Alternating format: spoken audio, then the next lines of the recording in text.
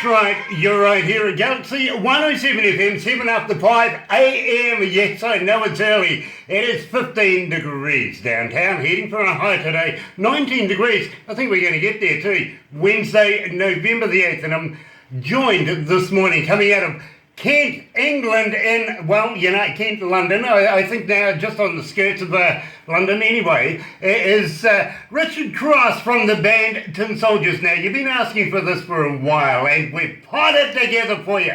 Really done it for you this time. Believe me, you're going to enjoy this. Richard, it is an absolute pleasure to meet you this morning. Good afternoon over there.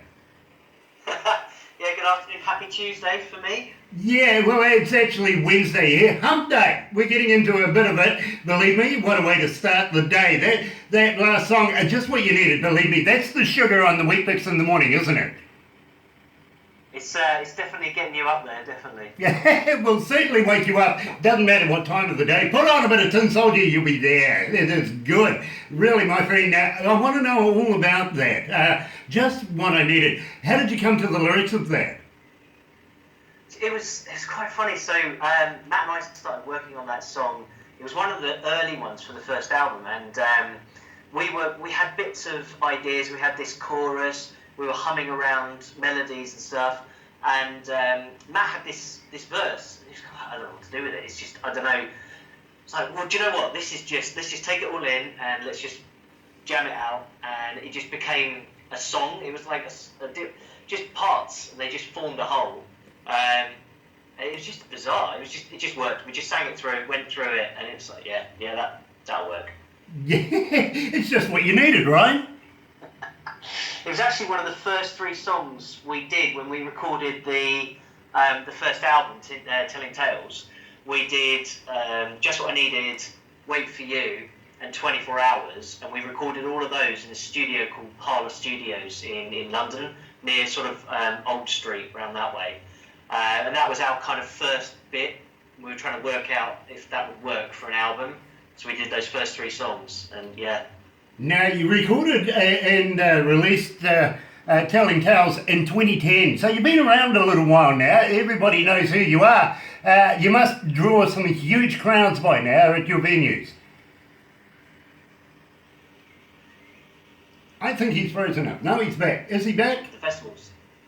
I'm sorry, you froze up. Yeah, you froze up there very, very briefly. I didn't get your response, but you must be pretty well known around England right now. They must flock to your shows. Yeah, we do well, and we love the festivals. So for us, it's when you do the summer festivals and you get to play, you get like loads of people who've never seen you before as well, and it's great because we get to go and see other bands play as well afterwards. So it's a good laugh. Very, very cool. Believe me, I'm going to talk to you a little later on in the interview about getting you down here, down under. But I was also going to ask you at the same time, now that winter is coming upon you, are you looking at going back into the studios to make any new CDs? We're definitely looking at doing some stuff. Yeah, now it's cold, and well, getting cold for us anyway. Yeah. We're working on bits and pieces. We've started doing some acoustic tracks. We were always kind of quite a rocky band, and we did some acoustic gigs, and we thought, you know, it's just a bit different. So we've actually reworked a couple of the songs, things like Take Back the Streets and Wait For You, and done them acoustically. I might just email them over to you because we haven't released them or anything yet. We want to see what some people think of them. Yeah, that's a great idea, and we would love to do that for you. We actually did that for another band about 6 months ago called Voices of Extreme, or Vox. They used to be the old Anthrax back in the day, and very, very good friends of ours. In fact, they just toured with Tesla. They've just finished the tour just last week, so they're still a very, very active band, if you know what I mean. But they also dipped their foot in the water and asked us, would you release this slowly? We'll do it together, and it was all their acoustic stuff, just 3 guys, literally unplugged, doing their stuff. Our audiences just went nuts for it. It was absolutely brilliant. So it would be a great platform to be able to try the Tin Soldiers acoustically. I love the idea, absolutely. Now, at the same time, I got to ask you, Wait For You, how did that come around? Wait For You. Oh. Do you know, it was weird. It was we did a bit of it in rehearsals. It was there was kind of the intro piece, and there was it kind of came out of the intro piece. We had an idea for these two different guitars playing against each other, smashing drums, and it just kind of birthed itself while we were doing it in rehearsals. And yeah, again, it's very much that kind of quiet lull verse building up into massive chorus kind of thing. I think we kind of like those. Well, I got to tell you, we get a lot of requests for Wait For You, and we do put you in certain segments of our programs here at Galaxy107fm, and I got to admit, when I come into work in the mornings, I usually go through to my cubbyhole where there's a whole host of requests from the night staff looking for music and everything like that. Tin Soldiers has been coming up regularly. Just lately, it's just been going nuts. I've got to be honest with you. The receptionist left me a note the other day going, this is the last time I'm writing this down. You're going to get it on USB from now on. So believe me, Tin Soldiers is right up there. So without further ado, my friend, let's play Wait For You. Here it is, Tin Soldiers.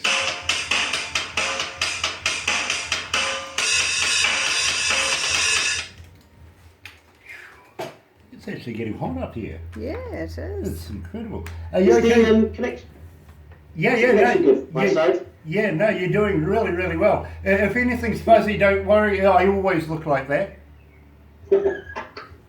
Brilliant. And don't forget he's got friends in Paraparaumu. Yeah, you've got friends in New Zealand here, Paraparaumu.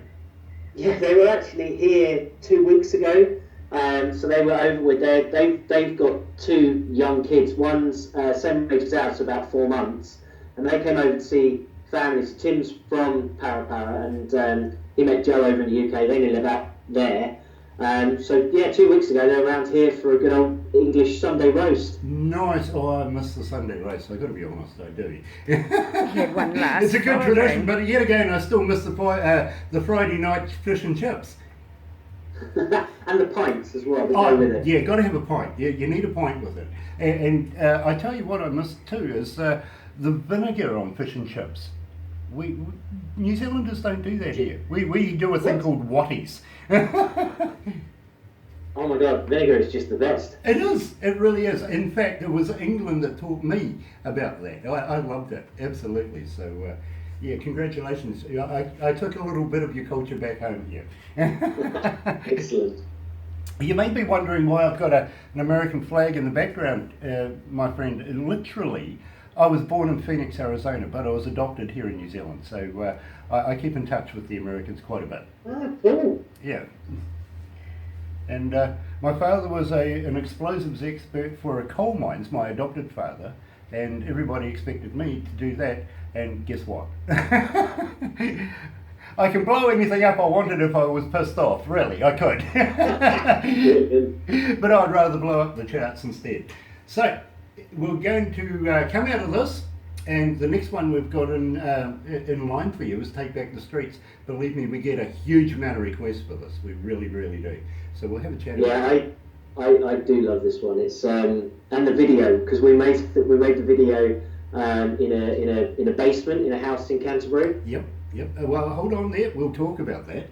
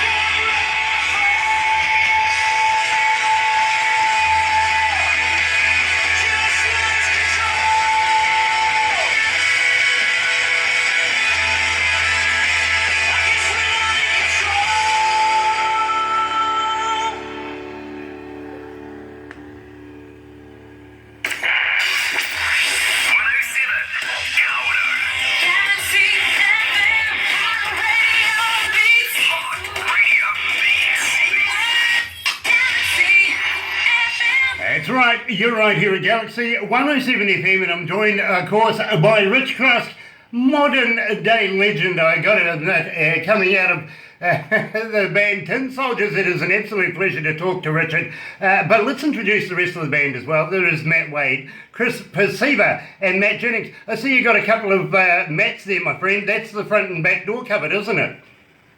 Yeah. We just wanted to make sure, just in case. Yeah. We just say Matt will turn up to something. Yeah, exactly. One of them's going to do it. I love the thinking. That is very, very English. It really is. Chris actually spent a year in New Zealand. It was about 2013. We hired, we got another drummer in to do things while he was away. He spent a year in New Zealand. Yeah, you see that? We'll let anybody in. Even drummers. Yeah, even drummers. My God, we let a drummer in. How did we let him out? What happened? Didn't we keep him? Anyway, my friend, it is an absolute pleasure to talk to you today. And I know that in 2010 you released the album Telling Tales, but in 2012 you came up with an EP. Now tell me about the EP, because it's the Army of One. I really want to know about this. How many tracks was on that, and where did you get it recorded? I'm pretty sure it was 4 tracks on that. I need to just check.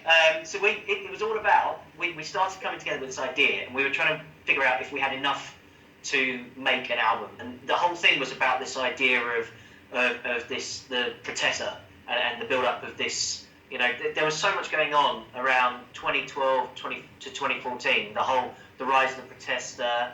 Time magazine had the Protester as its person of the year. And I remember reading that magazine over one Christmas. I think it was December 2011 or something. And it started giving this idea of maybe we should actually not just write a collection of songs like we did with Telling Tales, but write an album that has a meaning all the way through it. You know, it's a story, it evolves, and it follows this protagonist, the Protester, through the story. So we started with these songs, and we created the Army of One EP, and then we put that out to a few places. It got played on the radio a bit, and people were loving Always Tomorrow that was on there, and it kind of, from that we kind of went, right, so we know a bit of the story, we know a bit of where these songs are, let's see if we can actually build it. And we hadn't even known that we were going to make the second album like this, and then we didn't even have a name for the second album, and we got right down to the last lot of songs, and we suddenly came up with the idea of the Protester, and the Protester song came about. And we went, oh, you know what, this works. We should just call the album The Protester. So we did. Yeah, absolutely. I absolutely get where you're coming from now. When I very first saw the Army of One, I thought to myself, there's something not being told here that should have been told, and now the Protester comes out. I get the full story now. I understand that. At the same time, I got to ask you, and believe me, our fans want to know this, believe this. Are you on Facebook? Are you on Twitter? Are you on Instagram? Can the fans get in touch with you, and do you respond? Yeah, we've been bad recently on some bits. We've sort of taken a break for a little while, so we're just kind of working out what we're going to do next album. We were discussing before about us doing some acoustic tracks, and we might send you a couple over to have a listen to, because we're working out whether we're doing an acoustic EP or look at creating another album. And if so, is it a collection of songs? Is it something a bit like the Protester? Do we just see what happens? I don't know. Definitely, we should definitely have an instrumental. In both albums, we've had an instrumental so far, and I really like them. It means I don't have to sing, so it's good. One track less on the recording schedule, so it's good. We would be absolutely honoured, my friend, to be able to do that with you and work through this process, because I feel you guys are going to be around for a long time. You're icons in the making, to be quite honest with you, and we love that English sound here in New Zealand as well. Of course, we were colonialised, is that the right way of saying it? We are related to England, let's put it that way as well here, and we have the relationship going right now. At the same time, would love to be able to take part in this experiment. I've got to ask you, what's that mountain behind you on that wall hanging? This is one of the lesser known Hokusai paintings. This is from Japan. I've been to Japan quite a few times, and my brother was living out there for a while, so went about 7 times. That's the weirdest place I've ever played a gig. Did a gig in an English bar in the middle of Tokyo, which is just really random. And then they force-fed me about 8 pints beforehand, so apparently it was good. What, are you only an 8-pint guy? God, yeah. And then we went out to near Mount Fuji, and we were staying in the forest out that way. And there were like, I don't know, 50 or 60 people, and they had a few acoustic guitars. So we all started just jamming on this bridge in this forest in the middle of nowhere. And that was awesome but bizarre. That wasn't the Death Forest, was it? There's a part of the forest at the foot of the of Mount Fuji where people go and just die. No, it wasn't that one. Yeah, I was going to say, how did you get away with that? Literally. But a true place, it really is. People go and commit suicide there. They just go and give up. It is weird. It really is. And apparently there is such a weird feel to the place. Maybe it's where the ley lines go or whatever, much like in England where you have the Stonehenge and everything like that. Yeah, it is just amazing there at the foot of Mount Fuji. It's just weird, it really is.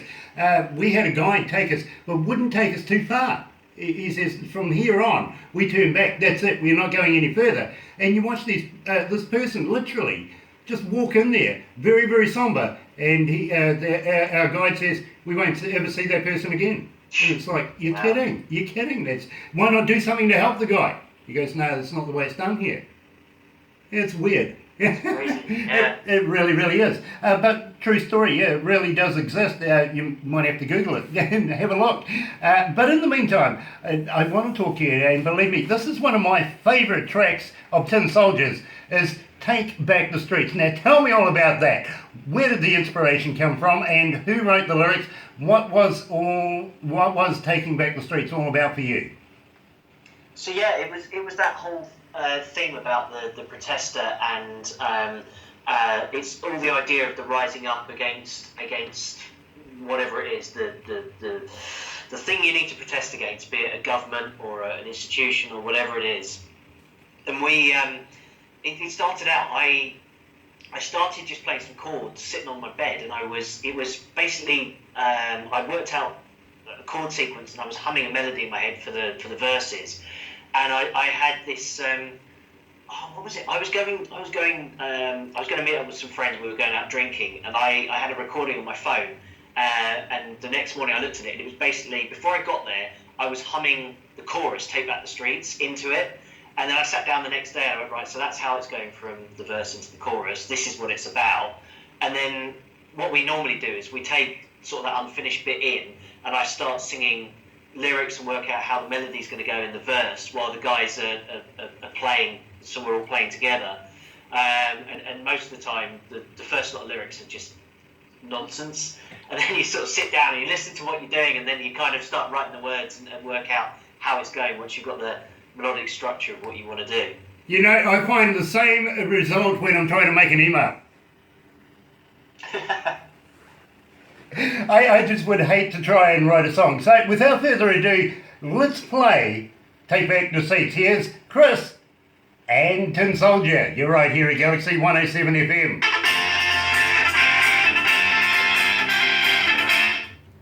Definitely different sound. I love it. I love this sound. I really do. This is an awesome band, and I feel very humbled to be able to talk to you about your band and all your work, my friend. I really do. Cheers. You know, it's awesome. This is thanks so much for getting up so early as well. Oh no, it's my job. It's what I get paid to do, to be quite honest. But it's no hardship. It really, really isn't, because I'm so eager to come in and talk to you about your band, and it's always nice too to be able to hear an English voice, because we do get so many Americans and Canadians. It's really ridiculous. We get about 50 bands, between 30 and 50 bands a day approach us wanting to do the promotions that we do the Skype interviews. Of course, you know the interview is going to go on our website later on. It's also going to go into the magazine, which I'm going to talk to you about next.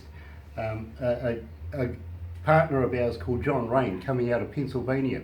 He makes movies, for Christ's sakes, he really does. Friends of Quentin Tarantino. Wow. He gets a lot of his fundings from Warner Brothers, Universal Studios, and now Bollywood. So he's moving up the scale, if you know what I mean.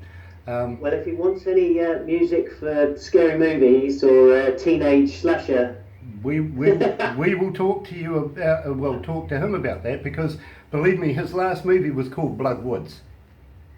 His vampire, and he states to me, Grant, you know, my vampires don't sparkle. They bite. You know what I mean? So he's in that genre of making movies. He loves the scary stuff. So I think you guys will be perfect for each other. But let's get back to the magazine. As I said, 2 to 2.5 million subscribers. In there's festival people, there is people who are agents, all sorts of people in there that are looking at our bands and picking up on them all the time. And believe me, I had one guy say to me the other day, Grant, you know, one of your friends is a manager here in Canada, and we've kind of known each other, but if it wasn't for your magazine and him taking notice, he would never have picked up on us. He says, I've got to thank you for that. You know what I mean? So they have known each other, but it was just this magazine and our interviews that convinced him, hey, I want this band. So, and awesome. They're going on to some really cool things in Canada. They're making an album at the moment. Winter's really starting to hit them over there. So good time for making an album. And they're going to be touring. Yeah, they know winter as well. Yeah, exactly. We get a bit of rain. It might snow 1 or 2 days. Yeah, different up there. I kind of miss the fog, to be quite honest, in England. Oh, the fog? Yeah, I kind of do. This week, it's been really foggy. A couple of the days, you just wake up, and especially around Halloween, it was so good. Like the whole Halloween.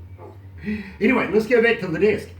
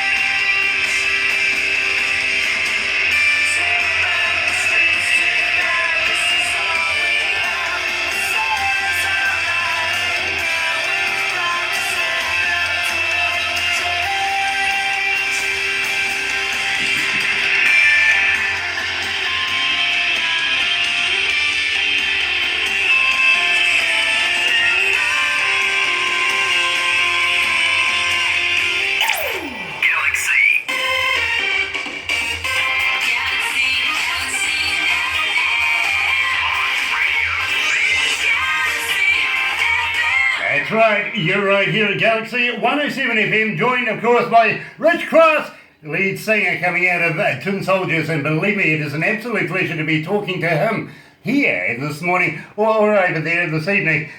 Rich, I've got to apologise from time to time. You look out and see me laughing my face off. Barbara makes faces at me and she tries to put me off as much as possible. Believe me, we have a lot of fun up here, and it is nothing personal to you. She just tries to trip me up a lot. No worries. So it's all part of the game, really, to have a bit of fun. And now I want to talk to you about our magazine. Now, I'm not sure whether Steve Baker, and I've got to thank Steve Baker for putting us onto each other, because believe me, you guys are absolute gems here at Galaxy 107 FM, and he knows a good item when he sees one. So I've got to thank him for that. But now I want to talk to you about the magazine, whether Steve's told you or not. 2.5 million subscribers at the moment, and in there's people who do festivals, they are managers, agents, you name it, everywhere. They are in there looking at our bands, and we only put the best of the best into the magazine. Owned by a man called John Rain. You may get a call very, very shortly from a young lady called Brandy Rain. She's one of the editors and also does a lot of the interviews as well that I don't do. She puts it down in writing, if you know what I mean, and may want to talk to you about a couple of things that we may trip up on, or we may make a point of, if you know what I mean. She may want to talk to you about that. John, he makes movies, by the way, and good friends of some of the elite around the movie world. And he says to me, Grant, what I'm looking to do is all of the best bands, they are featured in our magazine. One day I want to bring them down here, down under, and tour them around. So he's putting that into place, putting that into plan. I know things take time, but we are getting there. Now, there's also a section in Crank It Up magazine called Indie Garage. Great news. It has been listed now since about Christmas time as coming soon. Well, what we've been doing is doing a deal with a TV company to be able to get that. In American TV at the moment, NBC, I think it is, in front of 85 million viewers. You're going to be in there. We're going to put you in there as well. So believe me, they're just doing the first 6 of the series as we speak. But this is going to be an ongoing thing for some time. And believe me, it would be an absolute pleasure to be able to put you forward into that, because Tom Stoops is going to be working with John Rain. They're going to be hosting it. You will see me from time to time doing stupid things like this, where I'm talking to you at strange hours in the morning. Actually, I should be starting work very, very shortly, so it's nothing unusual for me now. I've finally got past my first cup of coffee.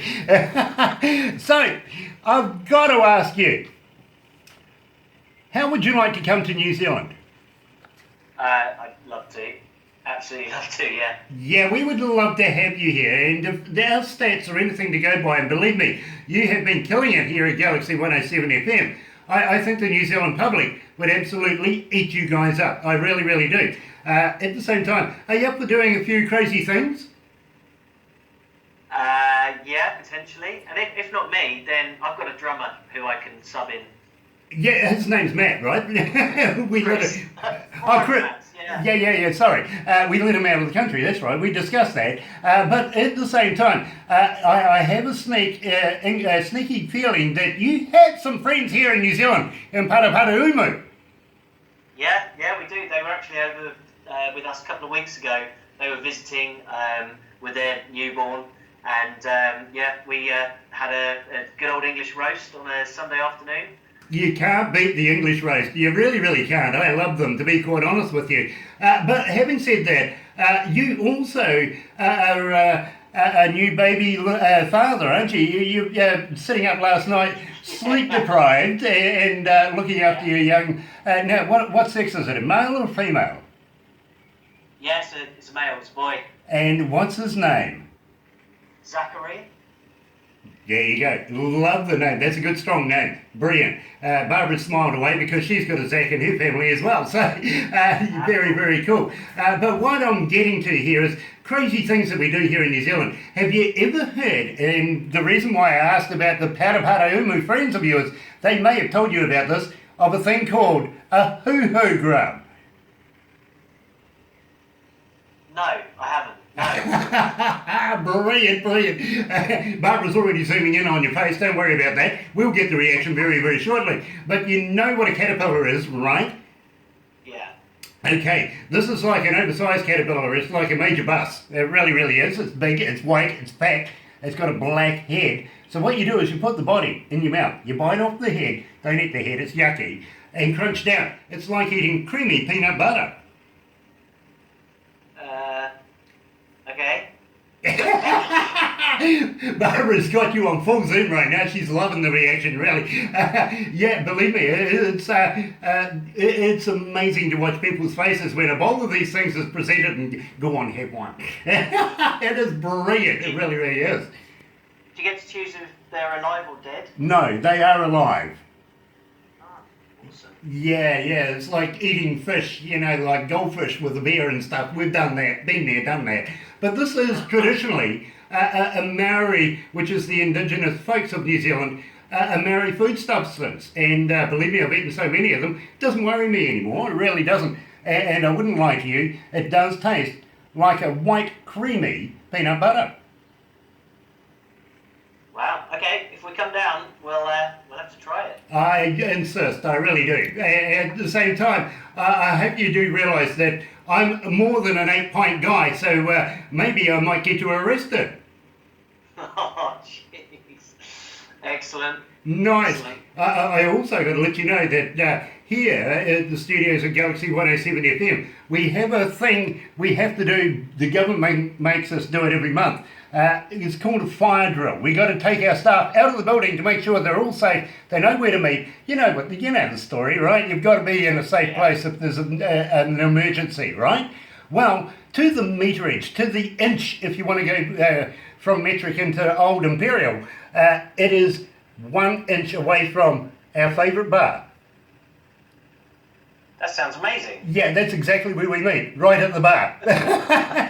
So I warn you, my friend, New Zealand beer, we do have the Irish beers and all beers from around the world, but I've got to recommend some New Zealand beers to you. When you come here, we'll get you drinking some good stuff, and we might even let you smuggle out a bottle or two, depending on whether we can bribe the customs to look the other way. Take some home with you. But at the same time, we may take you down the South Island, down the bottom of the South Island, and I don't know, Barbara, what do you reckon? Throw them off a bridge. Now, I'm sure It's bungee style. There you go. I was going to say, I'm sure your friends would have told you all about AJ Hackett and bungee jumping. Well, AJ is actually a friend of ours. Ah. So we will take you down there, throw you off a bridge. Maybe your friends have even told you about the little rivalry that New Zealand and Australia has. You know what I mean, don't you? You really do. So you're English, we will attach the bungee. Excellent. I like that. Yeah, absolutely. You will get to be a yo-yo for a couple of minutes at least. You know, it's a lot of fun. It really, really is. We can take you to Auckland, maybe take you for a yacht ride around Hauraki Golf. Cool. Now, you've heard about the America's Cup, right? Yeah. Okay. Yeah. Did you hear that we actually won that from the Americans just a couple of months ago? No. Yes, we did. We not only won the Louis Vuitton, we took the cup off them as well. But that's expected. They had an Australian skipper. What do you know?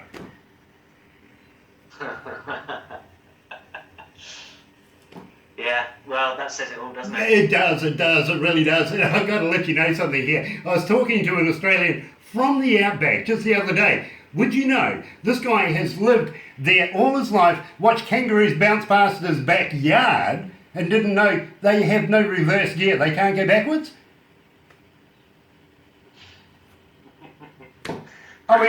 I seriously asked him, what are you, Australian? He had no idea. They've got to turn around and go. They only go in one direction. Forward. They really do. So, now that we've had a little chat about that, and I've introduced you to Crank It Up magazine and everything like that, a little bit of history, I want to know about 24 Hours, because you're fast getting to my favourite song. How did the lyrics come together? 24 Hours. So this was again. So there were 3 songs that we did. That when we were starting out, we put together, and we put together like a little demo, and then we were looking for producers, and we were talking to labels and stuff around what we were going to do for the first album. And it was 24 Hours, Just What I Needed, and Wait for You. That were the 3 songs. And 24 Hours. Jeez, those lyrics, they were sort of. Just sitting down, writing them, they just all came out really, really quickly. And it was just the whole idea about telling tales. We called it Telling Tales because each song it was just like a fun story, and it was just a great collection. We hoped everyone else would think it was a great collection of songs. But yeah, the lyrics to 24 Hours, they just came, I don't know, they just came out of nowhere. They just happened. And I just started writing them all down, and that was it. It was just weird. It just came out. Well, I got to be honest with you, Rich. This is your number 2 requested song here at Galaxy107fm. As I say, it's fast becoming a favourite of mine. So let's play it right now. You're right here at Galaxy107fm with Rich from Tin Soldiers in 24 Hours. 24 hours and everything's changed my life. I love this track. We're going to wake all the town up. Yeah, we're going to wake Song. the town up. Absolutely. Let's wake up, town. We have all the awnings around the shops in our town here. They're all connected to us. So Oh, cool. And we turn them up at night. we have people sleeping all around us. So there's houses all around us, to be quite honest. We're in this tiny little village kind of thing, in between about 3 major cities. And we don't let them sleep. No sleeping here, no, fuck that. Get up. Can't have 8 pints. This was one of the first music videos we did, and it's on YouTube. But it was so funny. We found this abandoned, we found this old warehouse, this disused old warehouse. We spoke to these guys about using it, and we did it over. It was like a January or February, and it was absolutely freezing. We spent 12 hours in there, and we were all numb. So, like the music video on YouTube, you could see all the smoke coming out of our mouths. It's because it was freezing. Outside it was snowing. And when we left that night, there was, it's good for England anyway. There was a good amount of snow on the ground. And every time I see that video, I always remember how cold everyone was. Oh my god. I'm going to have another look at the video. Actually, I never noticed it the first time around, so I'll have to have a look. And then you see all of us standing in this circle of lights. Mm-hmm. I went down to the local hardware store and bought those the lights you have on the house, to turn on at night. Yep. And we basically just rigged them all together and made this circle. And yeah, that'll work. Let's do that. And it did. It did. Yeah. Bloody ingenious. Absolutely brilliant. So let's go back to the desk. You're coming up to Words Got Out. This is really my favourite track. I love this track. I can't play it enough. I really can't. So I want to know all about it. And we'll throw a few other things at you as well. You never know what I might come up with you.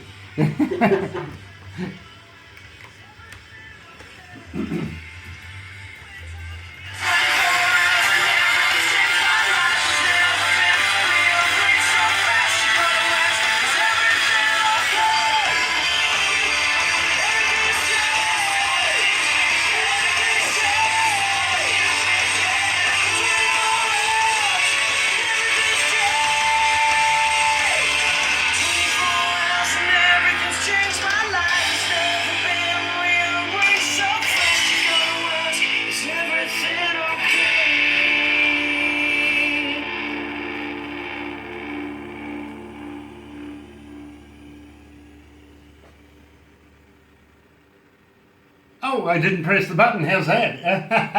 I suppose I better just to, yep, got the production manager in my ear. Sorry about that. I knew I was going to do something stupid sooner or later. It always happens, doesn't it? In the meantime, you're right here at Galaxy107fm, joined by Rich Cross and one of the members of Tin Soldiers coming out of England, and I think they're going to be legends in the game very, very shortly. Been around for a little while, but believe me, that just makes them more friendly. It makes everybody know who they are, So if you're in England, take your time. Go and see Tin Soldiers. Believe me, you won't miss that money you're going to spend. It's going to be good money. It really is. What have you got planned as far as tours coming up in the near future, or are you now solidly looking at going back into the recording studio? Do you have anything planned for next summer?